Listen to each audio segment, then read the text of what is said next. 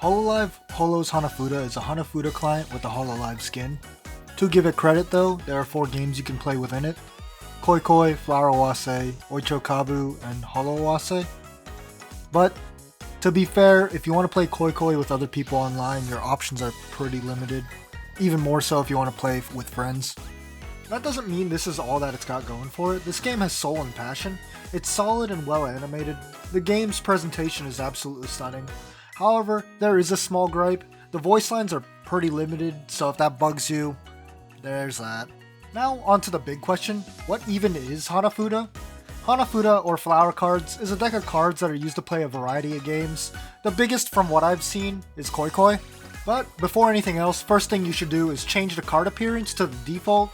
While I like the Hololive variant, it's much more difficult to parse what you're looking at when you're getting started. But before we get into the rules for Koi Koi, let's break down the deck a bit. There are 12 suits, 4 of each representing a month of the year. Within these suits, they have special characteristics, brights, animals, ribbons, chaff. These form the basis of Yaku. You can think of these as winning poker hands, i.e. flush, straight, 3 of a kind, pair. Let's cover those Yakus now. Let's start with the brights. There are 5 total in the deck. These Yaku are as follows: 5 brights, 4 dry brights, 4 rainy brights, and 3 brights. Pretty self-explanatory for the most part. Dry just means without the November card, rainy is with. All you gotta know is rainy is less points, and these Yaku are all pretty much mutually exclusive, but they can stack with others. As for animals, there are 9 of them in the deck and only 2 Yaku. The first being at least 5 of any animal cards, and boar, deer, butterfly. For the generic animal Yaku, if you have more than 5, you get bonus point for each animal over 5. For boar, deer, butterfly, you specifically need the July boar, October deer, and the June butterfly cards. Any additional animals give extra points, same as before. Then we go to ribbons. There are 10 of them in the deck, separated further into 3 kinds of ribbons: poetry, blue, and red. The Yakus for ribbons are pretty straightforward as well. Blue and poetry, all poetry, and any of 5 ribbons. These don't stack with each other, but they give an extra point for each ribbon over the specified amount. Now, there are a couple more Yaku, so bear with me. September Sake Cup is the most overpowered broken card you can get in this game. It gives you access to the Sake Viewing Yaku, which is the Sake Cup, and the March Curtain or the August Moon. Both of these cards are also brights. Finally, there's the Chaff Yaku. It's as it sounds. 10 of any cards that aren't brights, animals, or ribbons. As a bonus, the Sake Cup also counts for Chaff. Again, you get points for each card over the minimum as well. Now you know the Yakus for Koi Koi. Let's get into how you play. First thing you gotta do is pick who's going first. It's pretty simple. Lay out 3 cards on the table, each player picks one. Earliest month goes first, then each player's hand is dealt, 8 to each person, 8 on the table. Now there are a couple special rules that kick in here. If a player has all 4 of a single month in their starting hand, that's an instant win. Same for 4 pairs. These are exceedingly rare. Once we get started, it's pretty simple. You play a card from your hand, and if it matches a month on the board, you take the matching pair, then flip the top card of the deck and repeat. If there are no matches on the board, play a card onto the board and flip the top of the deck. Now there is a couple exceptions to this. First, if there are 2 of the same month on the table, you get your pick of the pair.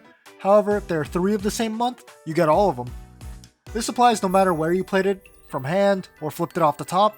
This continues until a player gets a Yaku. At this point in time, you can do one of 2 things: call Koi Koi or Agari. Agari ends the round and the player scores their Yaku. Koi Koi keeps the game going, but now it's double or nothing. This affects point multipliers when scoring. So there are 2 ways to get a point multiplier. The first is scoring Koi Koi when it's called, either yours or the opponent's. Next is having 7 or more Yaku points before the multipliers. If neither player gets another Yaku by the end of the game, nobody gets any points and it's called a draw. And that's everything you need to know to play Koi Koi. On to the next game. Flower Awase, as it's known in game. Unlike Koi Koi, you can play this with up to 3 other players. When playing with more players, the cards on the board and in hand vary slightly. The deck hasn't changed, but the Yaku are slightly different. Not to worry though, we'll go over them now. Starting once again with brights, you should already be familiar with 3 of them. 5 brights, 4 dry brights, and 4 rainy brights. These are all mutually exclusive. Now onto the 2 new Yaku, Omote Sugawara and Pine, Paulonia, and Moon. Omote Sugawara is made up of 3 cards: January Crane, February Bush Warbler, and March Curtain. the bush warbler counting as a pseudo-bright in this instance. Pine, Paulownia, and Moon is exactly what it says. January Crane, August Moon, and December Phoenix. Now onto the ribbons. While there are new Yakus, I wouldn't say they're going to be super different from beforehand. There are 2 mutually exclusive Yakus, 7 ribbons and 6 ribbons. They're exactly what they sound like. And then there's a Poetry Ribbons Yaku for collecting all 3 poetry ribbons, then the blue ribbons for doing the same but with the blue, and then Grass. Grass ribbons are for collecting the red ribbons, excluding the November ribbon. As for Animal Yakus, we actually lose one. Now there's only Boar, Deer, Butterfly. Once again, the September Sake Cup is back with its viewing Yakus. This time they're all mutually exclusive with each other, however, this doesn't make the Sake Cup any worse. There's 3 this time around: Moon Viewing, Flower Viewing, and Drinking. Moon Viewing and Flower Viewing are the same as before, being September Sake Cup and August Moon or March Curtain. The Drinking Yaku is just having all 3. Holo Awase doesn't have a Chaff Yaku, but in turn, to balance it out a bit, they're the Island Yaku. There are 3 islands: Rain, Wisteria, and Paulownia. It's as simple as collecting all 4 of that month. That's it for the Yakus. Let's get on with how you play. Since Flower Awase can be played with either 3 or 4 players, for choosing the dealer, just leave out 4 cards and earliest month becomes dealer, same as before. There are slight changes in how many cards are dealt depending on the players. For 3, it's 6 on the board and 7 to each player, and for 4, it's 8 on the board and 5 to each player. Turns are pretty much identical to Koi Koi.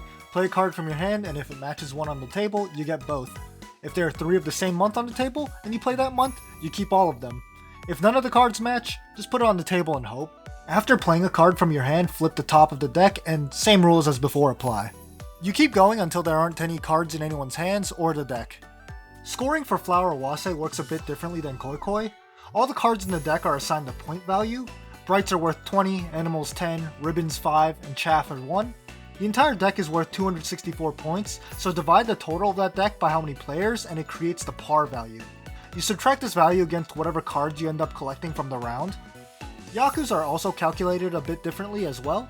You get the value of the Yaku, take it away from each player. For example, Flower Viewing Yaku is worth 20 points, so in a 4-player game, you would take 20 points from each player, giving yourself 60 points. This is also part of that par calculation to determine how many points are lost or gained at the end of each round. The player with the highest score becomes the dealer for the next round. That was a lot to cover, but now you know how to play Flower Awase. Now, this is a pretty far departure from the other 2 games so far. Rather than being a card matching game, this would be closer to something like Blackjack. This time, let's go over how to play before anything else. Oicho Kabu is always played with 4 players. The goal is to get as close to 9 as possible. There are 5 hands dealt on the table. The dealer has their own and faces off against the other players. The other players get their pick of the rest and can gamble points on any of the hands. Once the bets are made, a second card is dealt to each hand face down. Only players who made the bet on the specific hand can see that card. Then the person who bet the most can choose to flip a 3rd card or not. Then the dealer takes their turn, flipping a 2nd card, afterwards deciding to flip a 3rd or not. The dealer doesn't bet any points, instead takes or loses points from the bets. Once the dealer's decided to flip or not, add up the months and see who has the higher value. Unlike Blackjack, there's no busting. However, you ever only take into consideration the ones place. For example, if you have August and March, that adds up to 11. However, it's considered a 1 as there can only be a value between 0 and 9. But that's not all. It is Hanafuda, so there are Yakus. However, they work a bit differently. Instead of a set amount of points, they act as multipliers. And don't worry, there's only 3 you need to know: Arashi, 9-1, and 4-1. 9-1 and 4-1 are pretty easy to understand. If you have either January and September or April, it'll be a 2x multiplier. This only applies if you don't draw a 3rd card.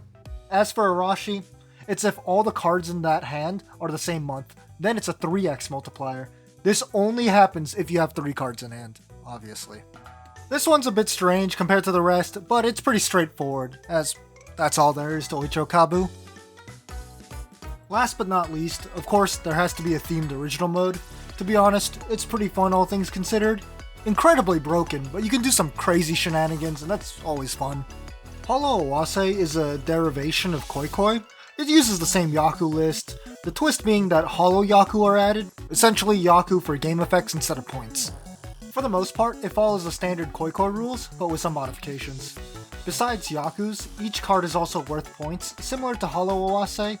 As cards are put onto the table, these points accumulate in a separate pot called table points. Calling Koi Koi isn't limited to once per player, instead it increases the table point multiplier every time. You only score the table points if you end a round, but Yaku's and character abilities score when they happen. Also, this multiplier doesn't reset in between rounds, so you can get a pretty large multiplier by the end of everything.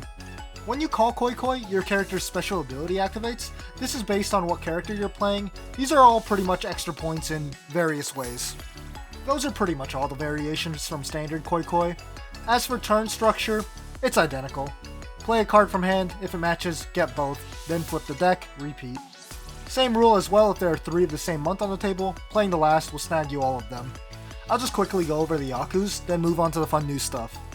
The brights are as follows: 5 brights, 4 dry brights, 4 rainy brights, and 3 brights. As for animals, it's just Board Year Butterfly and the 5+ animals, bonus for having more. Ribbons are the same as well, blue and poetry, all poetry, and 5+ ribbons with the bonus for extra. And of course, the blossom viewing and moonlight viewing make a comeback, as does 10+ chaff. Now onto the new stuff, the Holo Yaku's. There are quite a few, ranging from insanely good to pretty alright. Let's get right into it then. Gen 0, it's pick a card off the table and add it to your hand. Gen 1 is reveal your opponent's hand for 2 turns. Next is Gen 2, it's lock a card on the table, preventing anyone from selecting it for 2 turns. Gen 3 is super simple, it's just take another turn after this one. Gen 4 is draw a card from the deck and add it to your hand. Gen 5 is put a card from the opponent's hand onto the table. Holo X shuffles the board into the deck and re-deals that many cards back out. Gamers allows you to swap hands with the opponent. This is probably the most niche one. Lastly, there's Regloss. It nullifies a card in your opponent's hand so you can't form Holo Yaku with it. I know I went over this pretty fast, but most of them are fairly straightforward, so I think you got this. All in all, there was a lot to cover, and I'm no expert at these, so if I got anything wrong, it is what it is. Overall, if you enjoy playing Hanafuda and want a pretty nice client to play against AI or with other people, it's not the worst way to play. Although online matchmaking is pretty dead, so it's more so with other people you know. The biggest downside would have to be the price. It's $25, and that's pretty hard sell for a card game. But there is a free demo, so I implore you to give it a whirl before you do anything. Thanks for watching. See you next time.